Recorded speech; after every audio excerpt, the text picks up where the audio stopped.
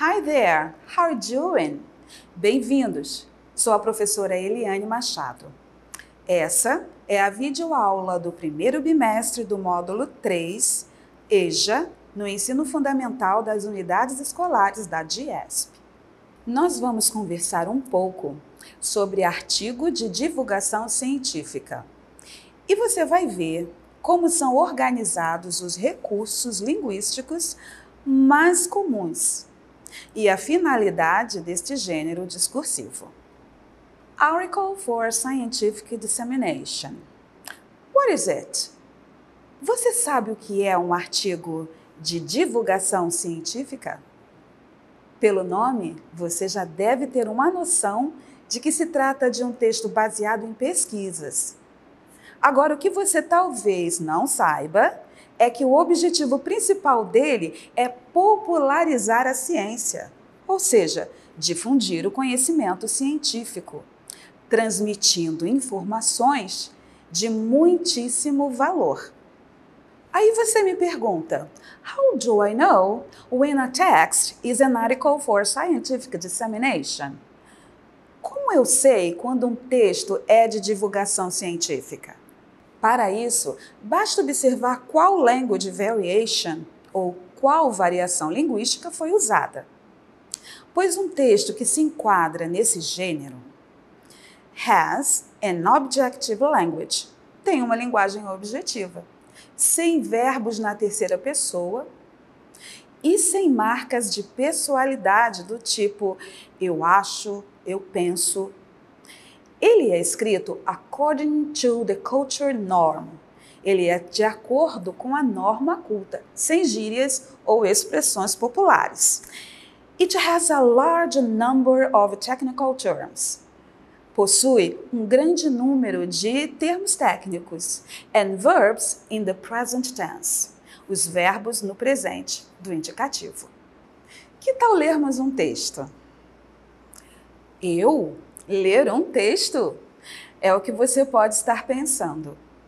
Um texto em inglês pode assustar os iniciantes, mas algumas estratégias de leitura podem nos ajudar a saber sobre o assunto antes mesmo de ler o texto.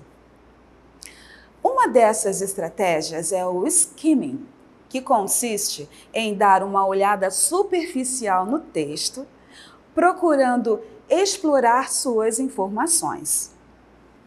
Ao utilizarmos o skimming, podemos proceder dessa seguinte forma.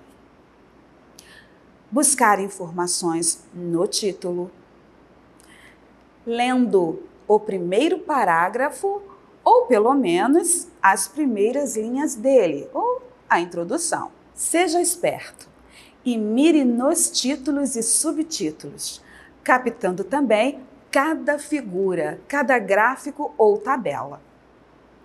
Entendam que algumas palavras ou frases não estão destacadas à toa.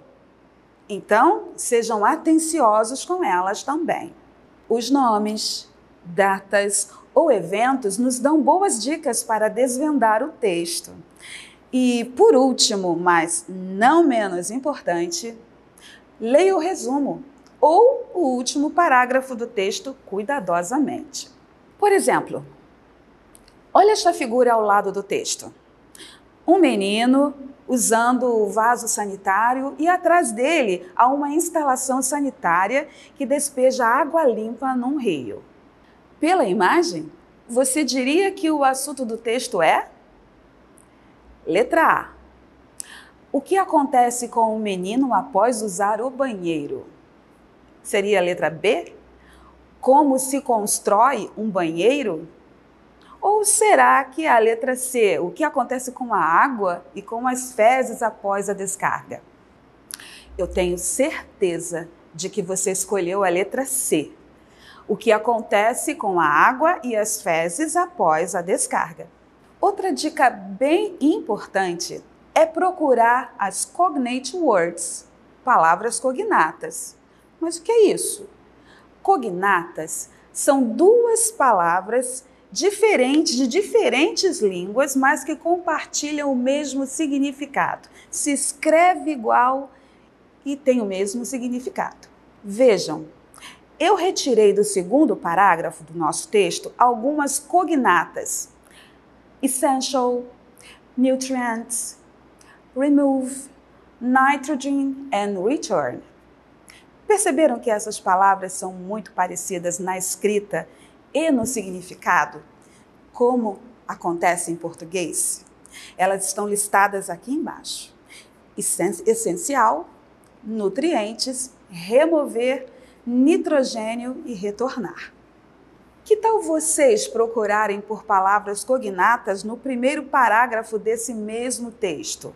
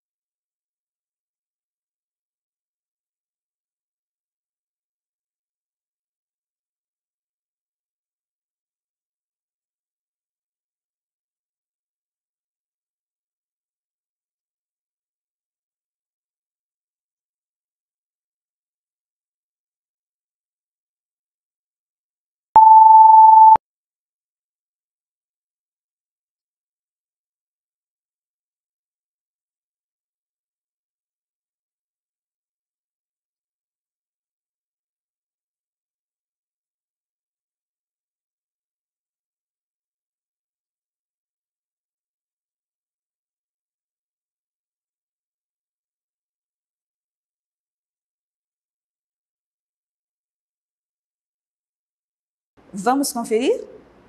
As palavras são defecates, natural, cycle, digestion, digest, defecate, feast, process, complex. Agora responda-me se esse texto é biography, article for scientific dissemination, poetry or fairy tale. Será que é um conto de fadas? Ficou bem fácil responder essa, não foi? Esse texto é um artigo de divulgação científica. Dando prosseguimento à nossa aula, nós vamos agora tratar de um assunto importantíssimo para te ajudar a entender o conteúdo de um texto em inglês. Para um texto não ficar repetitivo ou maçante, o autor decide usar de vários recursos para torná-lo mais dinâmico e interessante.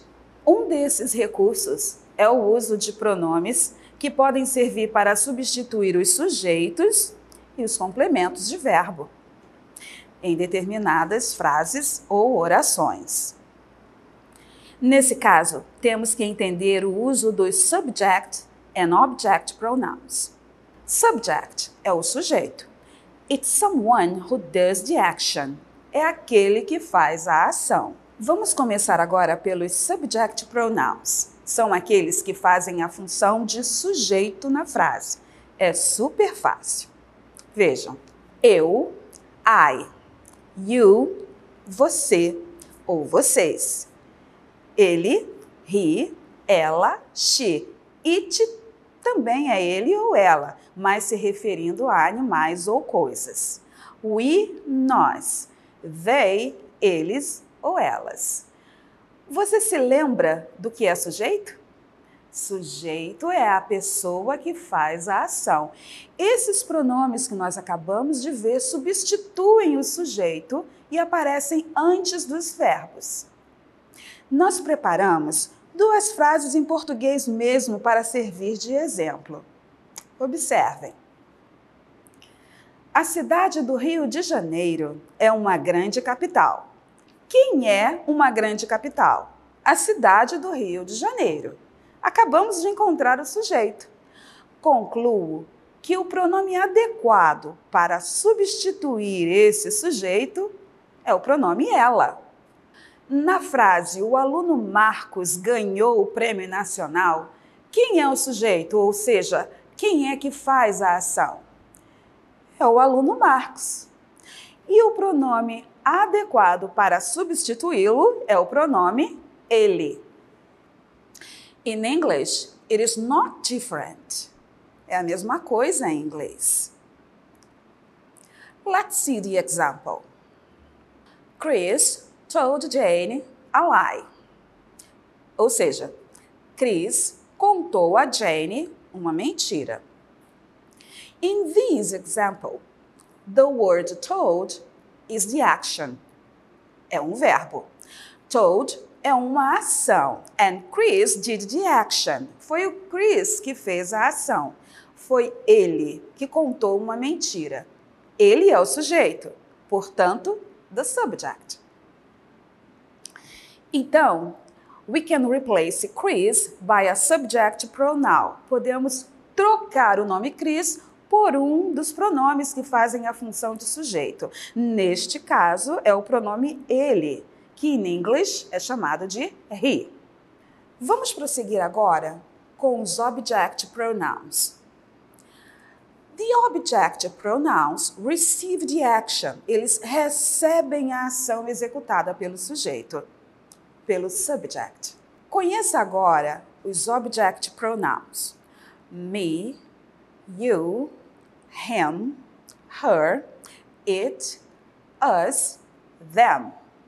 Eles aparecem após o verbo ou após preposição. Vejam que na frase do Chris, he told a lie. Ele contou uma mentira. Ele contou para quem? Foi para Jane. Foi para ela. Chris told Jane a lie. Jane recebeu a ação. Então, o substantivo Jane está exercendo a função de objeto. E se quisermos usar um pronome ao invés do nome Jane, temos de buscar um pronome que exerça essa mesma função e que se refira a um nome do gênero feminino no singular. Aí encontramos o her. Veja a tabela e entenda como definimos que her é o pronome mais adequado para substituir o nome Jane. Observe que há uma relação entre os dois tipos de pronome, que você precisa perceber. I se torna me, you se torna you, he se torna him, she becomes her, it becomes it, we become us, and they become them. Como Chris contou uma mentira para ela, usamos o her no lugar de Jane. Hey guys! Hoje nós vimos o que é um texto de divulgação científica e vimos como podemos descobrir o assunto geral de um texto em inglês usando o skimming. E conhecemos dois tipos de pronomes, o subject e os object pronouns. Mas o nosso aprendizado não para. Pesquise, receba e divida conhecimentos. Isso é bom demais. Fiquem bem e até a próxima aula, querendo Deus. Um grande abraço. A great huge for all of you.